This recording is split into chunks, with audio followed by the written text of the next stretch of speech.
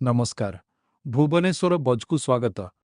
ओडिशा पुणी थरे देशर शिल्प विकास रे एक नुआ अध्याय लेखिबाकु जाउछि। पारादीपरे प्रतिष्ठा हेबाकु जाउछि भारतर एक गुरुत्वपूर्ण critical mineral processing park. Critical mineral बा गुरुत्वपूर्ण खनिज आजिर आधुनिक प्रजुक्तिर मूल आधार। इलेक्ट्रिक गाड़ी, बैटेरी, सेमिकंडक्टर, सौर शक्ति, पवन शक्ति एवं अनेक उन्नत शिल्परे एहार भूमिका अपरिहार्य। पारादीप बंदर आधुनिक भित्तिभूमि और ओडिशार शिल्प अनुकूल परिवेश एही प्रकल्पकु एक बड़ सफलता देई पारिबो।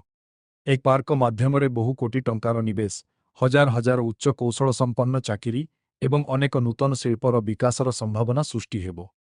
Green hydrogen, green ammonia, battery grade aluminium foil एवं एबे क्रिटिकल मिनेराल प्रोसेसिंग ओडिशा धीरे धीरे भारतर क्लीन टेक एवं उन्नत उत्पादन केन्द्र भावे निजर परिचय सृष्टि करुछि।